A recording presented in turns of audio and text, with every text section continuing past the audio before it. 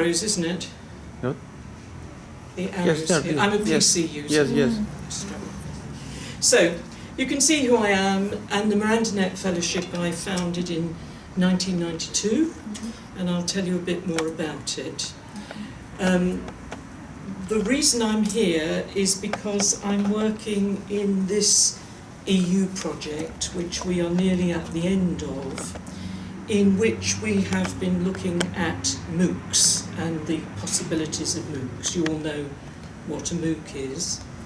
And we are getting to the end of our third pilot with 2,000 people in the MOOC, and we are evaluating that.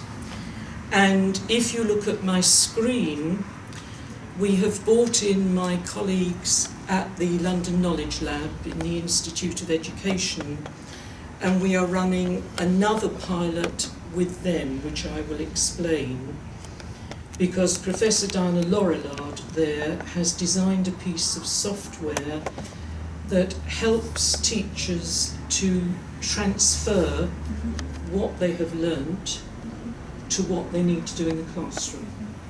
So I will explain that in more detail.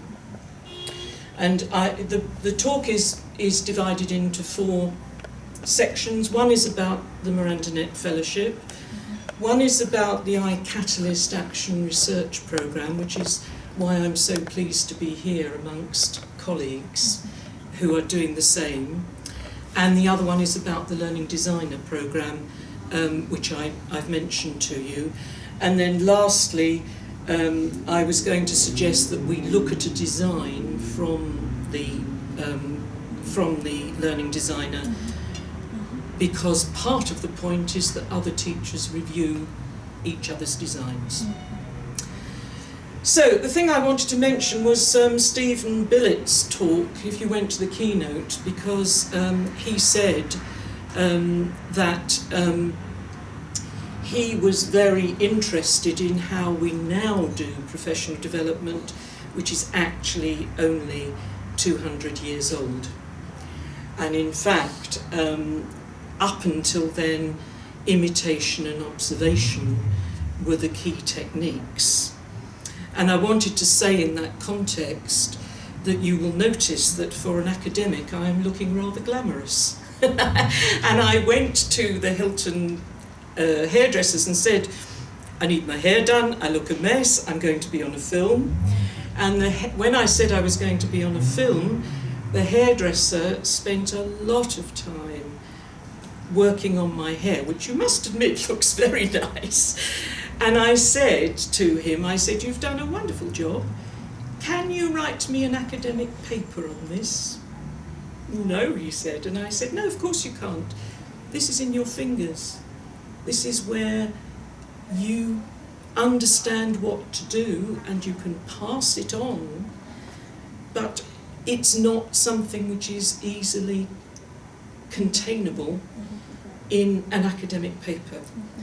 So a lot of the things that have been said at this conference certainly go to my heart in the way that Mirandanet is working. So many of you will know about communities of practice, which is a medieval concept, and in England we have the trade guilds, which are very old. I expect you to do as craft guilds. But one of the things that I discovered was that the internet gives us opportunities to collaborate when we can't travel or we can't meet, or in between the times that we can meet. And I think where Mirandanet has become very interested is in the point of crowdsourcing and in the point of understanding the ways in which communities can now build knowledge in ways that they couldn't do before. Now, Larven Wenger invented this phrase in 1992. I didn't read his book until 1998, so I didn't know that I'd created a community of practice. And he came to visit us not so long ago, and he likes what we are doing, and he said, this is where communities should go. Not just the community, but in having a purpose in sharing professional knowledge. And obviously here I'm talking about teachers, because there are too many countries where teachers are told what to do, frequently by political parties, and they don't have enough engagement in that, and they don't have enough written or evidence of what they do. And of course it cannot always be written, but some of the things that I've seen here today I think are very exciting in terms of what can be done. So, we were established in 1992, and the reason was I was teaching lots of teachers who were coming to London for one day a year, and they were expected to tell all the other teachers what to do in their school, and they often didn't have a computer, and it wasn't very easy. And I said, what we need is a community that helps each other to deal with this very new and complex subject that most people haven't had in their first training. Can I just ask you, are you also showing the screen? Is it difficult? No, but the screen is probably more useful than me, do you think? Because of How the... about we switch places, because from where I sit, we can take off. Yes, that's a good idea. It's all white. Yes. I can't see the letters. Oh, you can't see the letters. Okay. It's too far away. Well, the only thing I can do is add the presentation to the... Right. Okay. So that will be fine, people can run it through. Okay. Don't worry about it, just take me, and what I will do on the website is I will put the presentation on the website as well. Then it can be done. Okay. So, we have 1,000 members in 80 countries, and it's growing very fast. Many of the countries Mirandanet Fellows have worked in, which is why that's happened. What surprised me that I have only discovered in the last couple of years is we have a huge readership. So there is a great need for teachers who want to see what other teachers are saying. And when people join Mirandanet, it's free, but they are invited to write an article for other teachers or do a talking head or a video or anything that they like. And the only criteria is it must be useful and interesting to other teachers in their practice. So we're growing enormously, actually, the readership at 12% a year. And of course, those of us in Mirandanet who are academics, and there are companies, there are researchers, there are academics, there are companies who create digital resources, all kinds of people, and we have a big outreach to other professionals. So that's quite important as well. All the pink bits are nearly ours, and the darker red bits are almost totally ours.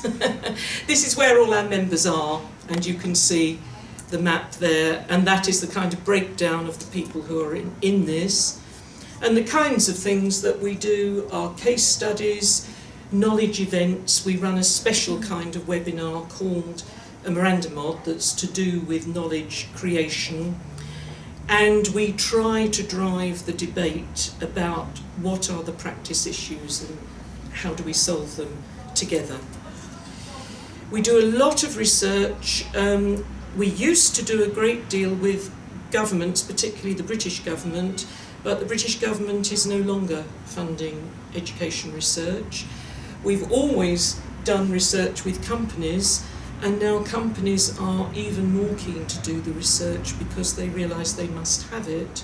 Those are very sophisticated, knowledgeable companies. And this is the reason why Mirandanet is free, because the companies pay to do the research with members, and that is how we pay for the website. And I must just say that I have been knitting the website together since 1994, and we are now having a completely new website in January, which is very exciting and certainly needed, but it will highlight the areas which teachers find most useful. So that's going to be an exciting development. If any of you, I think some of you were in the IRIS research, that's one of the ones that we have been working with. We are very excited by teachers' reaction to this, and we are working with IRIS on a platform that will help teachers to collaborate and share even more. And some of the things that I'm talking about will be supported by IRIS. So that's another advantage. And if you were there, you will see that IRIS have the capacity to measure and show how many people, how many teachers are sharing their videos of practice with other teachers.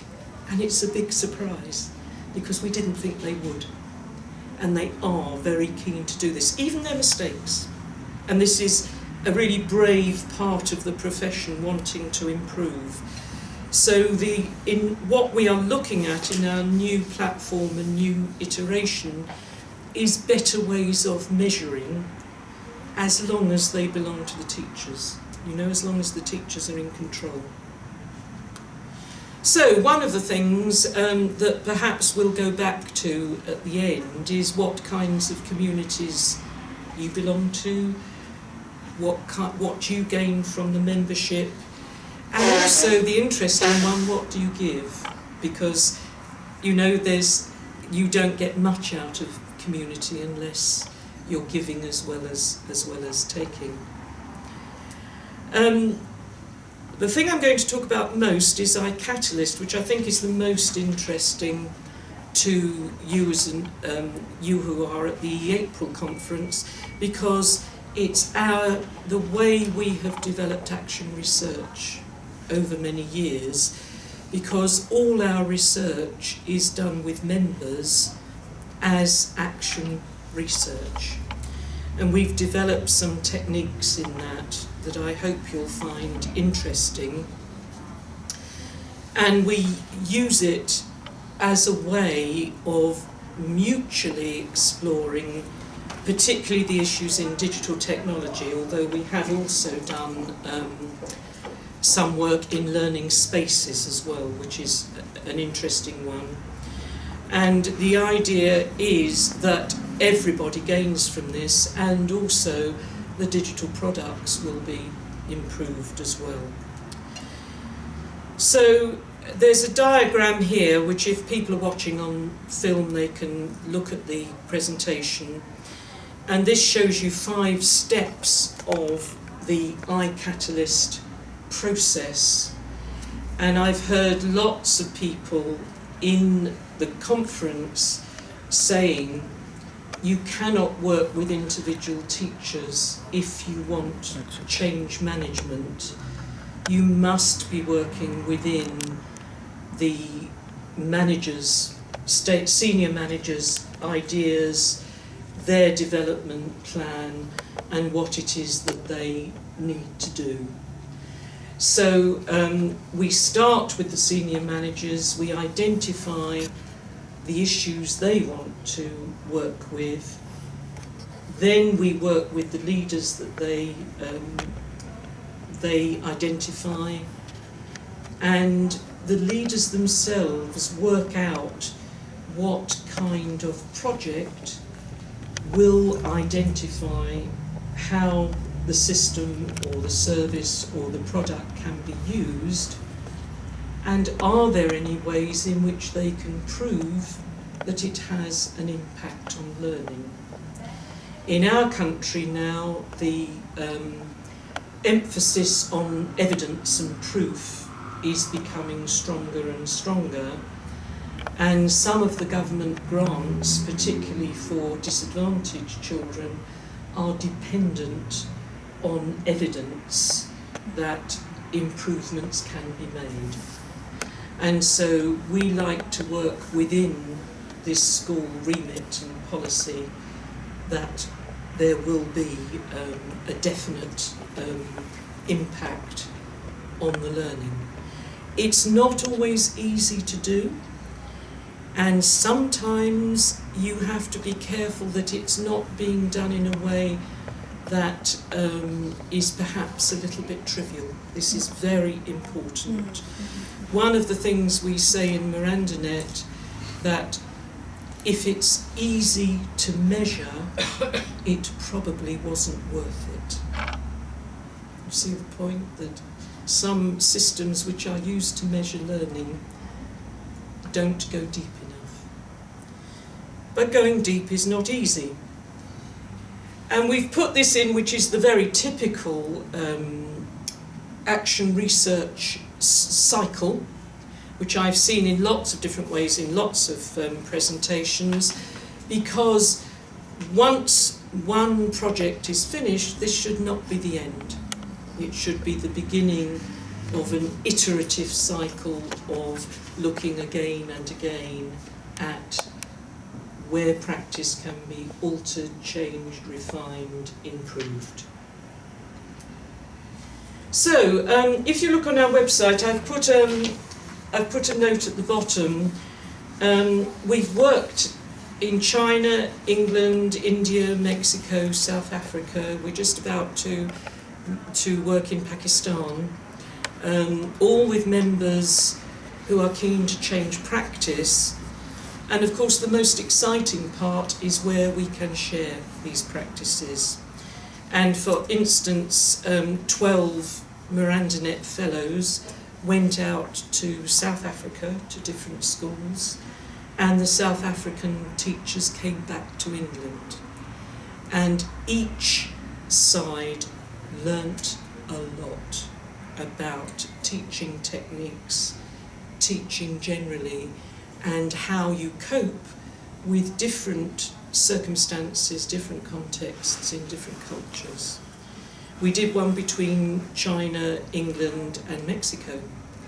That again was that was about interactive whiteboards. And what I put up here, which I won't read, is a series of comments where we said to the teachers at the beginning of the South African project, what are your feelings? How do you feel this is going to go? What do you think you need to do?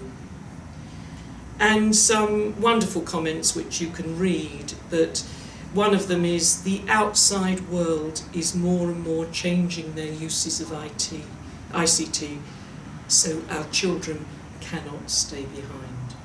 And I thought that was an important comment, because for teachers to take on the challenges of digital technologies is not easy.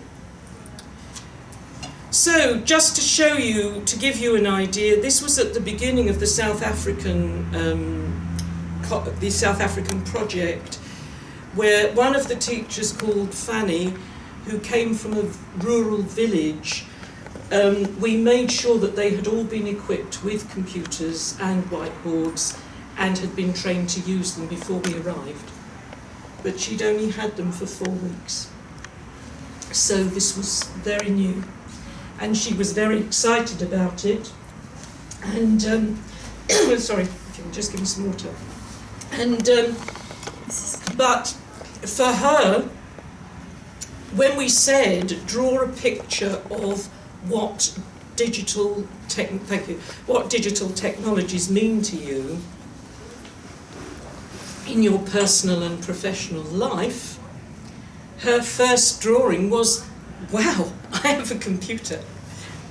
Now look at this one, when I don't think you can pick that up very well on the film, but can you see how her concepts about what the computer can do are now very detailed? This is after a year. But also she has taken on the interactive, layered approach of the internet. And she has understood, we teach about concept maps, and we teach them how a concept map works, because some of the people we work with, English is not their first language. And so having this higher level cognitive thinking is very helpful, because if they have to think entirely linear way, it holds them up. So we do a lot of work with concept maps, and she was very proud, and so were we, when she realised what a huge change there had been in her mind as she moved on. Now, this was another project we ran with government funding in England, and the government wanted to help our companies by having a research project that helped them to know what teachers expect from digital projects. And we got 50 teachers together. Well, they were advisors, teachers, teacher educators, academics, and we had them for one residential weekend, and we had a series of questions. They became co-researchers, and they shared all their first ideas, and then in this map they sat together and analysed the answers to the questions we had asked. Now, if you're in research, you will realise that if you send out a questionnaire as a researcher, you get the answers back and you analyse them yourself. In this situation, I know you can't read it, but I can give it to you online. In this situation, the co-researchers did second-level analysis. So we didn't have to guess what they thought from their bits of paper.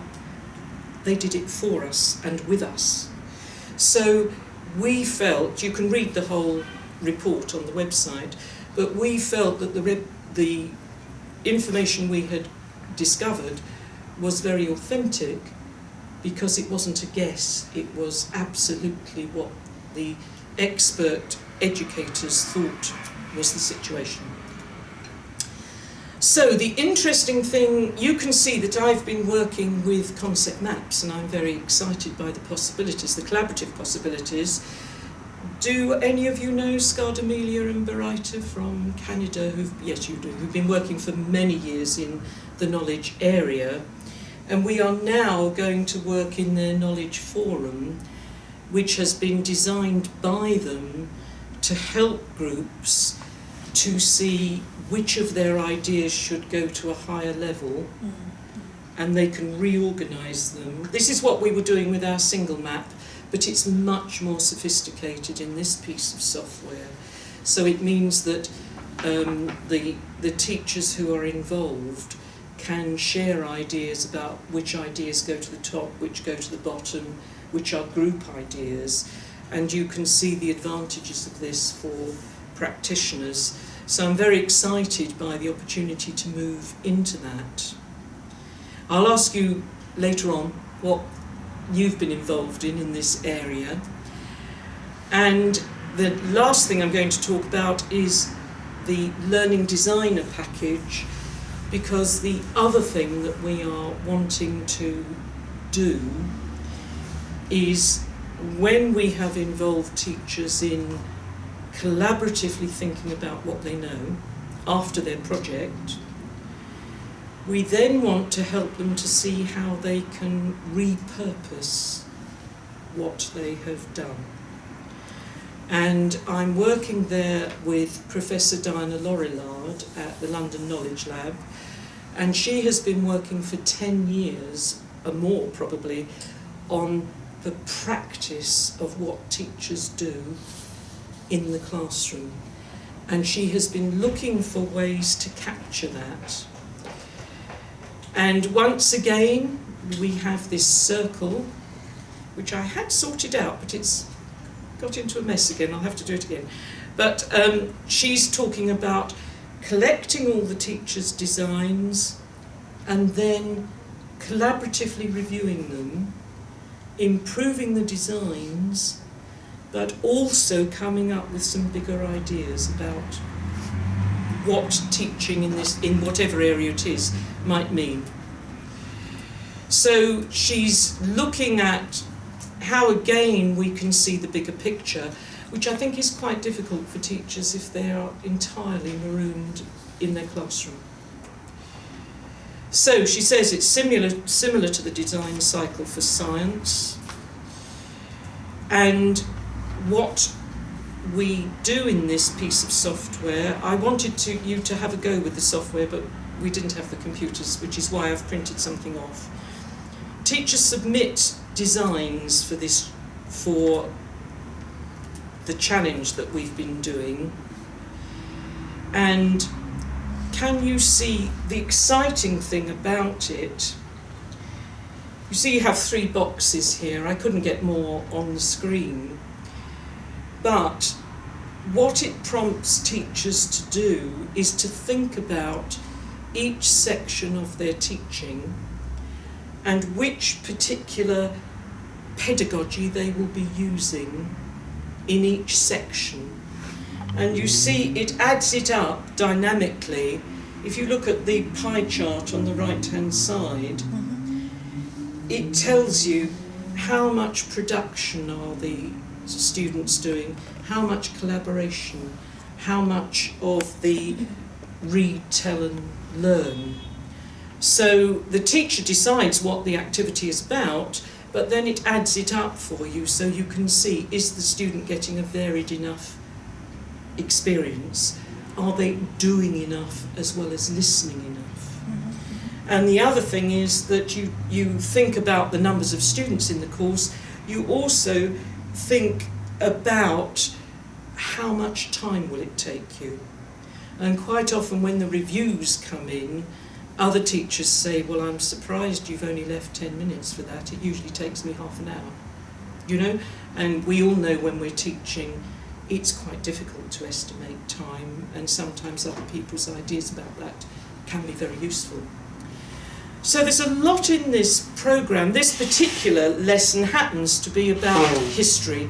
It's a lesson about interpreting Tudor portraits. But because the learning designer is content free, you can use it for anything at all. It doesn't matter. It's used for engineering, it's used for medical things, it's used for all kinds of things. And really, it's a conversation piece about what we are doing in classrooms and why we are doing it. So, I think the most exciting thing about it is the analysis, and there's another one here for psychology which you can find in the details, and then what we have is reviewing the learning design, and that is a separate section which you do on the screen, in which you review the design and you share them. So the sort of thing you're looking at in the criteria is there actually a test or a way of discovering if the outcomes have been met? You know, is there some kind of, people will say, well, how do you know at the end? Have you got a test, or what sort of way are you going to do that? Another thing is, are the outcomes and activities and all aligned with each other and with what people are producing? Is there an opportunity for feedback? Is there some way that you can do that? Is the technology being well used? And then lots of other comments about the way that this can be done. Now, there's other lesson plans. This is not a new idea. What is new about it, or what takes more organisation, is not only to share this with other teachers, but also to aim to look above the lesson plans and say, have we discovered between us any general principles? Is there anything that comes out of this exercise which is a general principle as opposed to a practice activity?